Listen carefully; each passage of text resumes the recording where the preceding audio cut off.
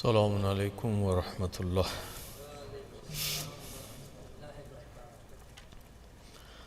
أعوذ بالله من الشيطان الرجيم. بسم الله الرحمن الرحيم. الحمد لله رب العالمين بارئ الخلائق أجمعين، والصلاة والسلام على خاتم الأنبياء والمرسلين سيدنا ونبينا ومولانا أبي القاسم محمد. اللهم صل على محمد وآله الطيبين الطاهرين الذين أذهب الله عنهم الرجس وطهرهم تطهيرا.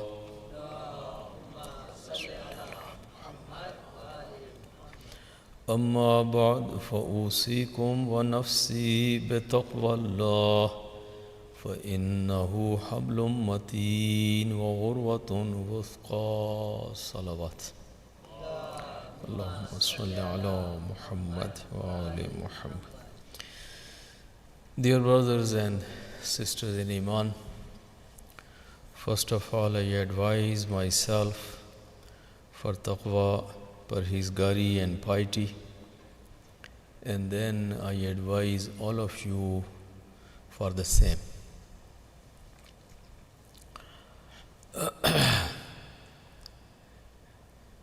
This is the first Friday prayer of New Year, the year 2024, and we have just entered in a new year. It has been now a popular culture that when we enter in a new year, we enter a new year with so many new plans, with new resolutions, and with some new ideas and new wishes and new wants and new kind of lists of things. Nothing wrong with that. We are not forbidden from it. Actually, it's always good to come up with good plans. It's always good to review your progress and to make some effort to improve and to make some kind of plans or routines where you can do better. So we were used to call behtar se behtar ki justuju, meaning you are doing good but still you can do better, and if you are doing better you can do best. So that is something which we always have to keep in mind and keep in practice, and there is no end to it. Matter of fact, there are some ahadith which normally we discuss in Ilmul Akhlaq, where hadith is quoted that someone whose yesterday and today were the same, then he is a loser. Man istawa yawmahu fahuwa maghboon. Maghboon is a business term in Arabic which means a loser, someone who lost in his business. You had closed your register yesterday at a certain amount, and today you opened the store and you spent all the day in your store, and you and your other associates kept working at your store the whole day, and at the end, in evening when you close the register, again it is just the same total of yesterday. So what did you do today? So then today all this light and all this heating and cooling and this labor and wages and people who worked there, it all went out of window. because you didn't earn anything, you didn't gone up. So the idea is that every day we have to increase. Every new day should take us to a higher position, to a higher level of understanding, a higher level of spirit, a higher level of knowledge, a higher level of experience, some extra deeds of kindness, some extra and additional thing which we were not able to do until yesterday, but we were able to do it today. So that is a constant, because to us life is a journey, and as they say, success is also a journey. So life is also a journey, and if we have made some progress and we have there, so we don't need to sit down there and now keep celebrating. We need to celebrate for a moment, and then we just need to move on to a new one. So that is the concept of this thing, that your life is a journey, and every new day brings the new opportunities. Every new day has new challenges. Every new day has new duties. Every new day has new responsibilities. And one should not be just content with whatever he or she had earned or did yesterday.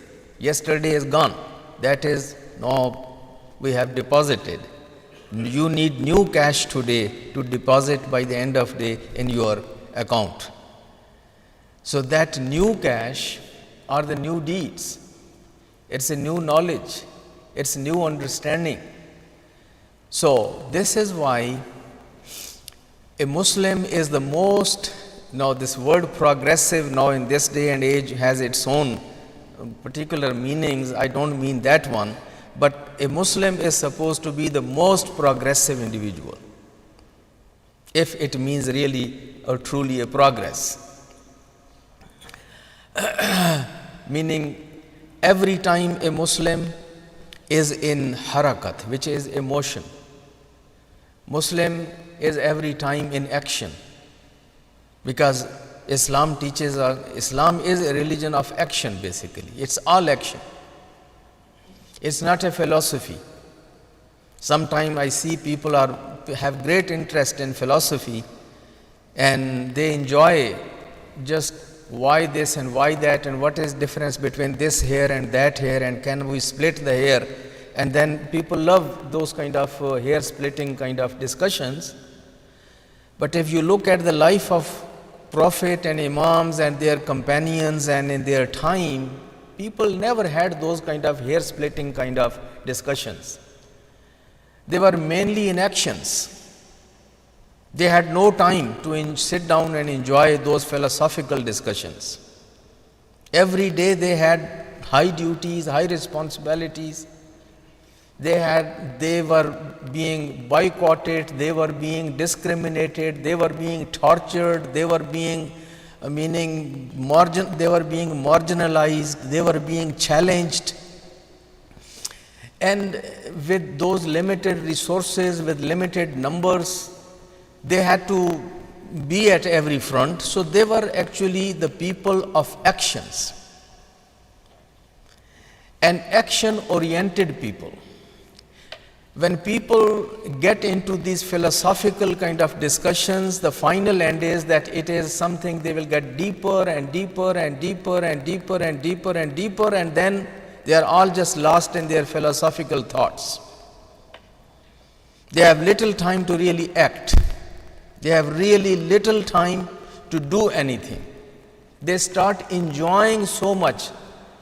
I have seen the students at Hawzas, sometimes this knowledge, that's why old teachers, when they would see somebody is getting too much into this, they would give him some tasks, the practical tasks. They said, no, you have learned enough, leave this book here, for some time go and do tabligh. Go sometime and do something practical. Because this ilm itself sometimes becomes a hijab. Ilm itself becomes a barrier. To just give you one simple example, students would come to me at Hausa. Before coming to Hausa, they were used to write me letters because we were used to ask them, why do you want to study at Hausa? Why should I admit you at Hausa? Why should we give you scholarship? And most of them, they would write essays that we have lost Malcolm X and now I want to replace Malcolm X. I want to be the Malcolm X of today. This is meaning generally that was the answer. But when they would get into the Hausa and then they would enjoy this taste of knowledge and now they are learning and learning and learning, Malcolm X leave alone, they would be the last person to come and join the prayer, Salatul Jamaat. They would be the last person to volunteer for anything. Brothers, we need to fix library. Brothers, we need to clean. Brothers, we need to do this. Brothers, we need to do that. Brothers, we have a guest coming today. Somebody is ready to go and pick him from the airport. No. I am busy with my work, I am busy with my studies, I am busy with this, I am busy with this, I am busy with this. So where is, you want to replace Malcolm X, a man of action, an activist? If you are a book nerd and if you want to just live in your books, then you are not going to get into the actions. You will, this knowledge, al-ilm la yantahi, knowledge never has any, knowledge never ends. No matter how deep you go, there is more depth. No matter how deep you go, there is still going to be more depth. And it happened with people. People went to Hausas and then they ended up spending all their lives there. We had some classmates who were in the age of our grandfather. And they were our classmates. People from last 40 years, 30 years, 50 years, they are still students, enjoying the Hausa. And these are not the people that you can say that they had written Risala or they have given Tawziul Masail or they have produced now tens of books or they are really doing anything in their village or in their town or in their street or doing anything. No, from early in the morning until the afternoon or evening, they will just attend a few classes and after that they just come home like any other student. Nothing extraordinary. They are not the students who are helping the juniors or newcomers with the help or something like that, that we can take them as senior students or students who are helping the juniors. No, nothing. So my point is that this knowledge, this philosophy, again, it is a mean, it is not end. Why do we learn knowledge? To act. Why do we make wudu? So do we want to make prayer. But if I spend my whole life just purifying myself in the washroom and keep making wudu and wudu and wudu after wudu, and then the time of namaz goes out. So then this wudu is not ibadat. Otherwise wudu is an act of ibadat. But it will become ma'asiyat. That if I spend all the time in washroom, and keep making wuzu or ghusl until the prayer is missed, the time is gone. So what is the benefit of that wuzu or ghusl? This ibadat will become ma'asiyat. So my point is, sometime what I notice, that people are more into philosophy than into the religion. And by the way, our religion also, there is a debate whether our religion is a religion or it is a system of life. It is a nidam. Some of us, and there are scholars outside who believe that actually our deen is not translated into perfectly as a religion. Islam is not a religion. Islam is a way of life. Islam is a system of life. It is a nizam. It's not like any other religion. So when it is a system and it is a nizam, then it is mainly the action. It's a way of life.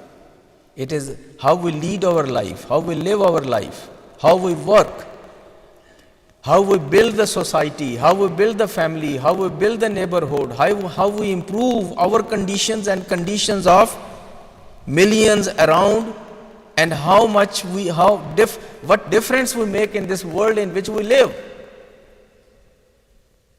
That is actually the main message of Islam, or the main spirit of Islam. So my point was, I was referring to that hadith, and this is not only one hadith, there are many ahadith of that nature which say that if your 2 days are equal, your yesterday and today, man istawa yawmahu fahuwa maghboon.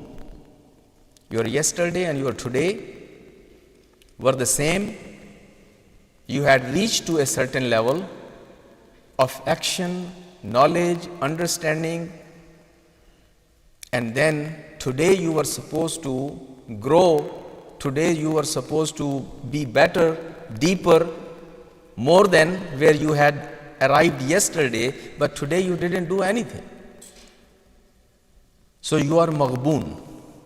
You are a loser today. Today you didn't do any business. Sometimes the terms which are used in akhlaq or in deen or Islam, like فَمَا رَبِحَتْ تِجَارَتُهُمْ, meaning Quran uses this terminology. Islam uses the hadith, these business terms. It's just like every day businessman is doing business and you want to do new business. You are not content with whatever you earned yesterday. You are not content with the money which you earned until yesterday, but you are content with good deeds only which you did yesterday. Those are good enough. I don't need good deeds today, because alhamdulillah, yesterday I did this, I did that. So you are content with those good deeds which you earned up till yesterday, and today you are not again looking for new opportunities to do new good deeds. But when it comes to money, you want to even today again earn the new money. You see the difference? So we are very much content in deen, but we are not that content in dunya. In dunya, hal min mazid, no matter how much we make, still we need more. But when it comes to deen,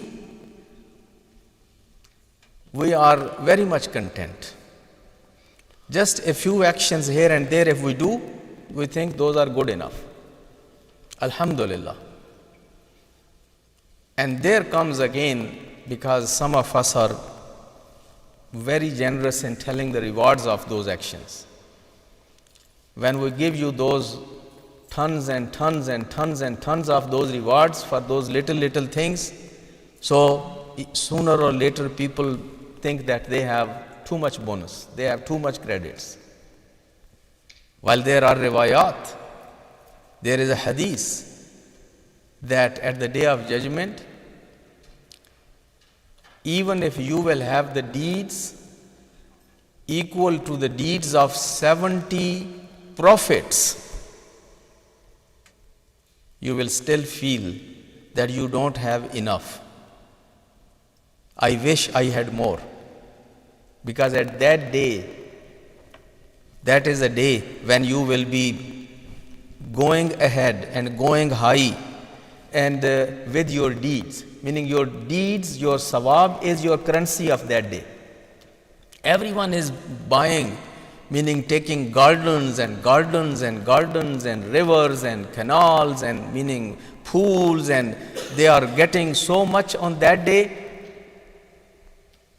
You see these your brothers and sisters and some people in your own company and family, they are going to have all that equal to their good deeds, and you are standing there. Yeah, you will be also getting something, but you feel you cannot get all that which this other brother is getting. Why he is getting more than you? Because he has more currency. And what are the currency? That is sawab, good deeds, amal saleh. So that's the point where a believer, even if he has that many good deeds, will feel that, oh, I wish I had more deeds. So this is an encouragement for us, my brothers and sisters, that no matter how many good deeds we have, no matter how much we earn good deeds yesterday and day before yesterday, we should put the same effort and more effort today to get more and more and more and go to higher and higher and higher positions. So that was the message basically, that we should be first of all action oriented. Yes, we should have very solid and good understanding. Knowledge is to begin with. Talabul ilm faridatun ala kulli muslim. Acquiring the knowledge, learning, education is obligatory and is mandatory, and that is to begin with. But we need to understand this knowledge is not end, it is only a mean. And it is just like a wudu for prayer or a ghusl like for prayer. Not more than that. But then when you have the knowledge, then this knowledge should be learned with the intention that I am going to make difference in my life and in the life of my family and in the life of those who are around me, and then if Allah gives me more tawfiq, in my society. And then from the very beginning, we should be action oriented people. Actions, al-amal, al-amal, al-amal. That is what Amirul Mu'mineen calls for it. And he uses this word repeatedly, al-amal, al-amal, al-amal. Because he saw that people were very much content with their little bit ibadat, with their wird, with their wazifa, with their recitation of dua. They were wonderful qaris. But those qaris were just enjoying qiraat, while Amirul Mu'mineen was better qari than them. They couldn't recite Quran better than Amirul Mu'mineen. But Amirul Mu'mineen, being the best qari, was again the best in the battlefield. Being a qari of Quran and hafiz of Quran and alim of Quran, he was always in the action, in service. He was a practical man. But these qaris and hafiz, they were not practical people, only enjoying qiraat and melody, and you know that they were the people that they thought this is a great art. They became artists. There is a difference between becoming an artist of Quran or artist in Quran, or being a man that who puts this Quran in action. You understand what I'm trying to say? That is an afat, that is a mushkil which we face when we come to schools or hawzas or madrasas or in practical life, that people become artists. This marsiya, this soz, this salam, this noha khani is not supposed to make us artists. Nobody recited better noha or more noha than Hazrat Zainab salamullah alayha. Recite salawat. और सैयदा सकीना सलामुल्लाह अलैहा और इमाम Zainul Abidin अलैहिस्सलातु वस्सलाम.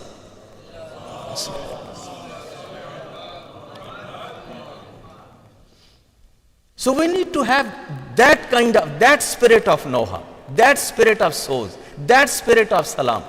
Sayyida Zainab didn't say that from today, no, I will just dedicate my life only for noha khani. That is going to be my job. I will be professional noha khan. Keep inviting me everywhere and I will coming for shabbedaris and I will spend night with you just there doing all the noha. She had husband, she had children, she had life, she had class, she had students, she had so many challenges. She was a lady that who was now confronting this taghut, the government. She is there to uproot this government of zalim and oppressor. So this Noha Khan, Zainab, and then look to our Noha Khans of today, the artists. And same is meaning you can just look into the other areas. The qira'at of Amirul Mu'mineen, the qira'at of Imam Hassan and Hussein, and particularly later on we have riwayat, the qira'at of Imam Zainul Abidin and qira'at of Imam Muhammad Baqir and Imam Sadiq and Imam Kazim, and they were used to recite Quran. They say people who were walking in the streets, they would stop, come to next to their home, put their ears next to the walls to listen that beautiful qira'at of Quran done by our imams.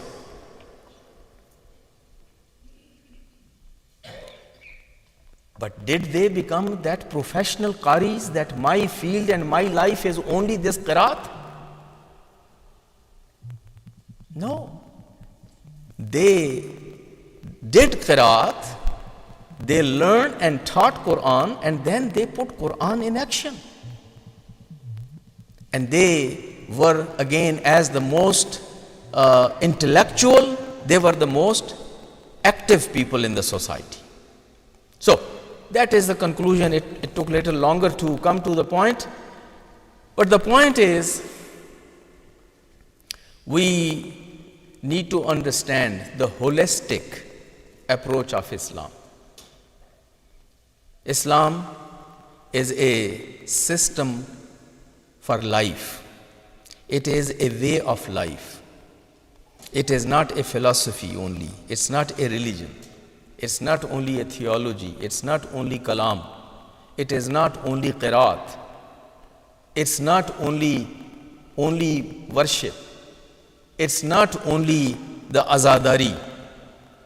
It is of all these things. Everything is supposed to be there. Worship is supposed to be there. Azadari is supposed to be there. The qiraat is supposed to be there. All these things are there together, make this al-Islam. The deen of Allah, the sunnat of Rasulullah, and the sunnat of Ahlul Bayt alayhimu salatu wassalam. Recite a salawat.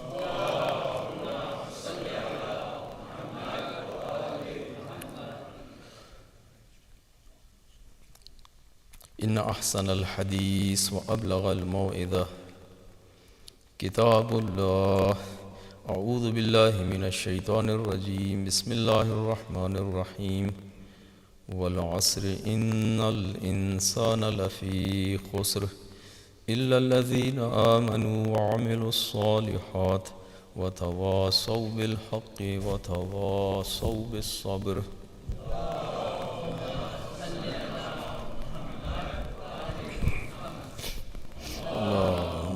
صل على محمد اللهم صل على محمد. أعوذ بالله من الشيطان الرجيم. بسم الله الرحمن الرحيم. الحمد لله الذي لا إله إلا هو الحليم الكريم غافر الذنب وقابل التوب وهو الغفور الرحيم. إن الله وملائكته يصلون على النبي يا أيها الذين آمنوا صلوا عليه وسلموا تسليما. اللهم صل على محمد وعلى. Dear brothers and sisters in Iman, in this second khutbah of Jum'ah, again I advise myself for taqwa, parhezgari and piety. And then very briefly I would like to bring this discussion to some meaningful conclusion, because this khutbah I always um, pay more time and attention the last khutbah of the year or the first khutbah of the year. Many of you, first of all, attend these because of the vacations, and also people are mentally prepared and they are already working on some new plans, on some new schedules. So this is the time to give them some feedback or some suggestions. It's always good, meaning first of all, we don't have to wait for the new year. As I said, every day is a new day, and every day is a new blessing, and every day is an opportunity that from any day we can start. Sometimes it is shaitan which comes and whispers in our ear when we want to make any good plan and we want to do something today. No, wait for that very blessed day which is coming 1 month later. And that is going to be a special day. Let's wait and plan and go to Makkah and then go and do wuzu with Zamzam and then go and stand in Masjidul Haram and then make the niyat and then start this blessed project from there. Making so difficult and so kind of rosy thing for you that no, don't start today. And of course, if shaitan comes and tells, don't do this, you are not going to listen. So shaitan is going to tell that no, start it from that day of Rajab or that day of Shaban or that holy day and from the Haram. So at least you are not going to do for that many days anything. And then he has the chance to again make you forget your plan. So chances are that that day will never come. So that's why we are taught that if any good idea comes to you, any good idea, any good plan, any good contribution, don't wait for tomorrow. All days are good. All months are good. Any day of the year, any time, any minute is good. Don't wait. Because you don't know whether you will live that long and you will be in that day. You don't know whether you will be able to make to Makkah or Karbala or Medina or not. Just start it. That's number one. But because most of us, we are used to with these new years and with some of those months of the year. So nothing wrong with that. When you make the plans, the best tip which I can offer you in light of the ahadith which I see is that don't make a very big agenda. Don't put too much on your plate. Sometimes niyatul mu'min khairun min amalih.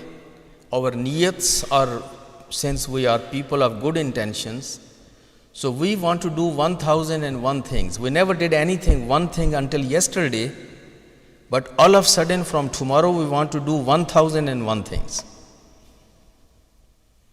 In Farsi, they have a saying that if you want to lift a very heavy rock, it means you are not planning to lift it.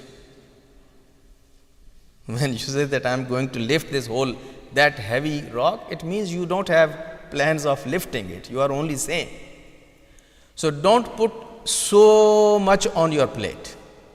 Don't try to conquer this whole world in one day. Be very practical and only put that much on your plate, only take that much which you can handle. You know yourself. But the problem is most of us, truly we don't know who we are. We know everybody else but except ourselves. Sometimes really if you take the test of people and ask 10 questions about themselves, they will baffle to answer. They never thought about those things, about themselves. So one of the problems is that we don't know truly who we are and how much talent we have, how much potential we have, how much power we have, how many strengths we have, or how many weaknesses we have and how many flaws we have. We don't have a very good idea of ourselves, and that is why it is highly recommended in ilm akhlaq to know yourself first. Man arafa nafsahu faqad arafa rabbahu. It is that important. If you will know yourself, then it will be easier for you to know your Lord. But this irfan-e-nafs, this knowing ourselves, knowing, not guessing, knowing ourselves is also a big effort and big struggle, and we need to work on this. But somewhat all of us, we know ourselves to some extent. At least we think that we know ourselves. So when you know yourselves, so make your plans accordingly. That's number one. Keep it little easy. Don't take too much, because later on, as you know, people take so much when they go to college and university, and then they start dropping one after another, all those courses, and they start dropping, and then they start actually changing their majors and changing their courses because they didn't make the right decision. They didn't know themselves. They made a decision without knowing their really ability or their own liking, disliking, or their own taste. So, when you know yourself, then you make those kind of decisions. First, the second thing, when there are so many things, when you will be making list, so many ideas will be coming, 1001 things. I want to do this, I want to do that, I want to do this, I want to do that. When there are so many things, the only way to do most of those is to prioritize. Set your priorities. As a Muslim, as a student, in your age, in your condition, in your background, with your issues, whatever you have, you know your resources, you know your liabilities, you know your age, you know your memory, you know your learning abilities, you know your family, you know your all those things. So, knowing you and your situation, prioritize. When you will set the priorities, and through your priorities, now you will be able to really select whatever put in your cart. So, you are putting your things in your cart of shopping, but according to your priorities. And those priorities, again, there are many. In this khutbah Jumma, first of all, I am already going more than what I was supposed to be time-wise, but very few. The first priority as a believer is our God, our duties and responsibilities toward our God, our relation with Him, our responsibilities toward Him, our obligations, our responsibilities, ta'alluq billah. And that also in the same cart is now our responsibilities toward our Prophet and toward our Imams, toward Imam of our age, toward Quran, this whole one portfolio. I will call it ilahiyat. Allah, His Prophet, His Imam, Ahlul Bayt, Quran, our deen. So that is one portfolio. So I have to now see that what I am going to do about this portfolio in this new year. How can I improve? I know what kind of relationship I have with my Allah, with my Prophet, with Ahlul Bayt, with Quran, with my deen, with my religion, with my religious practice. So that is one area. And then you make your plans or whatever how you want to improve, how you want to get better, how you want to take care of those things where you are missing some things. So that's one whole area. After that comes your family, yourself and your immediate family, and then of course extended family. That is the area where you have to look. Your relationship with yourself, your relationship with your family and immediate family, and then your extended family. Then of course after that comes your community, your business or your work or your education, whatever you are doing. At one time it is your education. You need to focus on that. This whole world, you will be able to fix it inshallah when you will graduate and when you will get into the work. But don't now abandon your studies and your main and prime work at today and keep too much, meaning involvement outside. As a student, you should focus on your education. Your studies, your work, your business, your career, whatever you have, so that is the area where now you can make your plans. So these are some of the areas. When yourself, again, your health is your physical health, your spiritual health, your mental health, emotional health. All these are important areas. We need to make plans. We need to kind of make some kind of routines. And then comes the hadith of Prophet where he says, the best thing is considered, best action or best routine is that which you can do it or you keep it on a regular basis. Most of the people, they make plans, they make decisions, they make the resolutions, they start things and then they quit and they don't continue and they become failures. So the best action which Prophet was used to say, he said, khairul amal ma dawamahu alayhi. The best action is the one that on which you are da'im. You are always there, you always do it. Even wa in qalla, even if it is little. Praying 2 rakat namaz-e-shab at one night, on every night is much better than one night praying 100 rakat and then not coming back to musalla for next 1 month. That's what I mean. Quran, 1 page is good enough, but if you can read every day, but one day sitting and reading the half of the Quran and then not coming back until the next 6 months to Quran, there's no good in it. Same as exercise, same as diet, everything, you know it. So do whatever you can do, take it easy, but do it on a regular basis. And then it is the organization, to organize yourself. And how can you organize? There is one thing which Allah has given us, which helps us to organize our life, organize everything. That is our daily prayer. Believe me, those people who are good at their prayer, they are good. 99% chances are that they are good in all other areas of deen and dunya as well.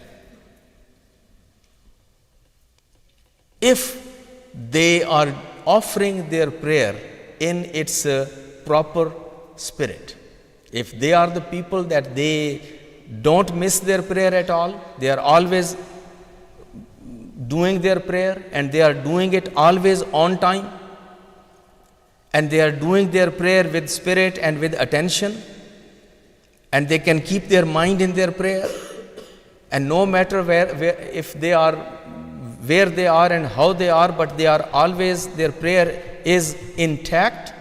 These people, it means they have a big control on their time, on their plan, on their mind,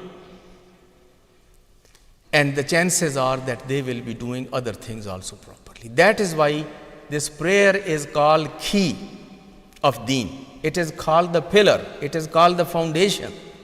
It is called the face of religion. And the hadith which I had brought, and that hadith explains everything, that at the day of judgment, the Prophet says, take care of your 5 prayers. At the day of judgment, إذا كان يوم القيامة يدعو بالعبد فأول شيء يسأل عنه الصلاة. At the day of judgment, when Allah will call people, the first thing what He will ask is about their prayer. First question. The next hadith from our fifth Imam, Imam Muhammad al-Baqir alayhi salatu wassalam.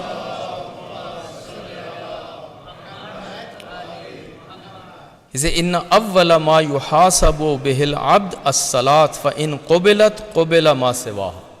The first thing what Allah will ask at the day of judgment is the prayer, and if prayer got accepted, everything else will get accepted. If prayer got rejected, everything else will get rejected. So every action which we perform for Allah, it will get accepted only if the prayer got accepted. But if we don't pray, or if our prayer is not that good that it can get accepted, so what is going to happen with all other things? So, this prayer is, my brothers and sisters, it has many, many reasons. Ulama have written books on Asrarus Salat. And I'm finishing my khutbah, but the one-liner is that this prayer, while it has those hundreds or thousands of reasons and objectives, one thing is to give us training. This is a training. It is a rehearsal. It is something that gives us practice of managing our time, managing our routines, managing our appointments, managing and doing our duties and responsibilities on time in organized manner.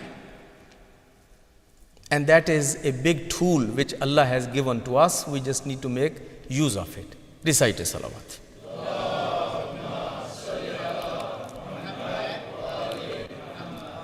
اللهم صل وسلم على سيدنا ونبينا ومولانا أبي القاسم محمد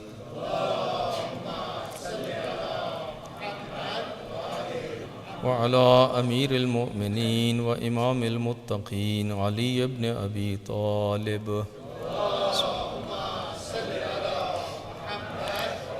وعلى سيدة نساء العالمين فاطمة الزهراء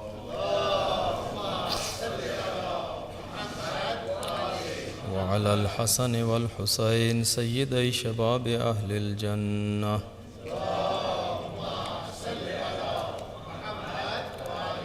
وعلى علي بن الحسين ومحمد بن علي وجعفر بن محمد وموسى بن جعفر وعلي بن موسى ومحمد بن علي وعلي بن محمد والحسن بن علي.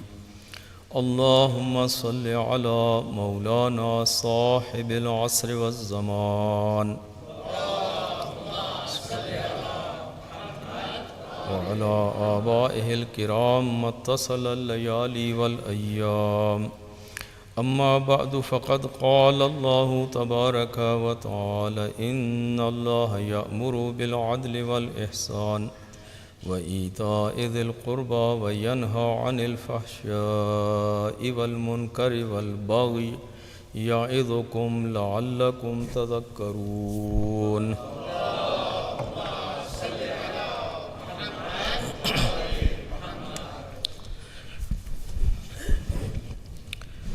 الله أكبر الله أكبر أشهد أن لا إله إلا الله أشهد أن لا إله إلا الله أشهد أن محمدا رسول الله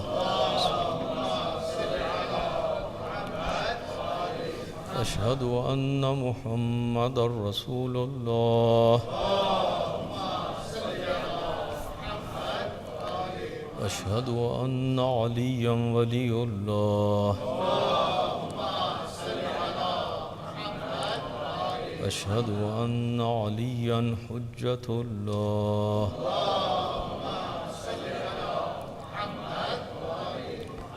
حي على الصلاة حي على الصلاة حي على الفلاح حي على الفلاح حي على خير العمل حي على خير العمل قد قامت الصلاة قد قامت الصلاة الله أكبر الله أكبر لا إله إلا الله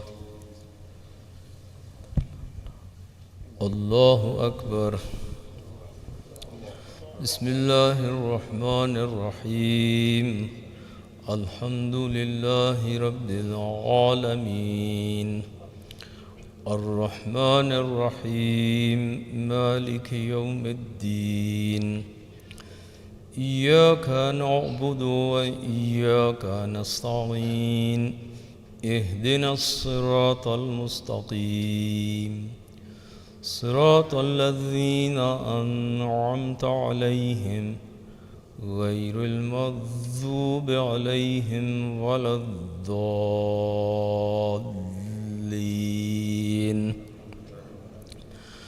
بسم الله الرحمن الرحيم قل هو الله أحد الله الصمد لم يلد ولم يولد ولم يكن له كفوا أحد الله أكبر اللهم صل على محمد وآل محمد ربنا آتنا في الدنيا حسنة وفي الآخرة حسنة وقنا عذاب النار اللهم صل على محمد وآل محمد الله أكبر سبحان الله سبحان الله سبحان الله سبحان ربي العظيم وبحمده سمع الله لمن حمده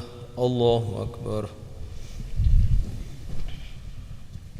سبحان الله سبحان الله سبحان الله سبحان ربي الأعلى وبحمده الله أكبر أستغفر الله ربي وأتوب إليه الله أكبر سبحان الله سبحان الله سبحان الله سبحان ربي الأعلى وبحمده الله أكبر بحول الله وقوته أقوم وأقعد